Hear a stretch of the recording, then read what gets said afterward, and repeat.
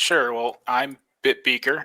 I've been playing TCGs for, over 20 years now. Started back in '95 when Ice Age came out for Magic the Gathering.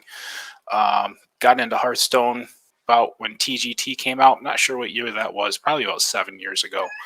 But I've pretty much been juggling the two, Hearthstone and Magic the Gathering, for the past few years. Yeah, so like I mentioned, I also play Magic the Gathering quite a bit. I've recently been getting into Final Fantasy 14, which is quite a bit of fun. I'm just using the free trial now, but I guess it lets you play up to like level 60. I've been probably put, I don't know, at this point, 20, 25 hours into it. And it doesn't look like I'm going to be hitting that level cap anytime soon. So there's a ton of free content in that game if you're interested in MMOs. I know that World of Warcraft only goes up to like level 20. I finished that one pretty quick, depending on which class you take.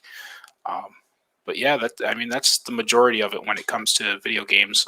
Old school stuff like Mario, Legend of Zelda, mostly Nintendo-based video games. Yeah, sure. I've gotten more into the competitive scene recently, especially with Magic the Gathering. I do play tournaments here and there for Hearthstone. I used to play in tournaments back when I was like a teenager, but I didn't really have a competitive base back then. Like I had a nature for it, but I didn't have the resources as far as like team associations, or really not a lot with internet and stuff like that. Back then we had things like Inquisition in the Duelist, which gave you a little bit of information as far as competitive games go for Magic the Gathering, but it was really hard to find a competitive play group to get together with. I played in a store championship recently, got third place there. Just kind of missed the finals a little bit, not too bad. Looking to get into some regional championship qualifiers here pretty soon at a couple of the local stores, so I can maybe hit regionals. I would have to say that Paper Magic is probably my favorite game. Hearthstone is a close second, probably followed shortly after that by Arena. The economy in Arena makes it kind of difficult to really be competitive in.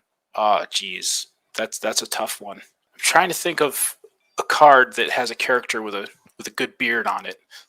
Nothing comes to mind at the time, but probably one of the closest things I would relate to is the Mailbox Dancer, because I like to hang out and have a lot of fun.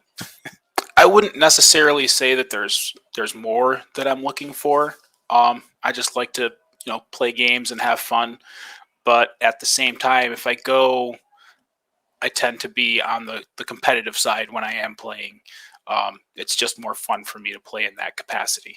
I think one of the things I would change in Hearthstone is probably the accessibility when it comes to events.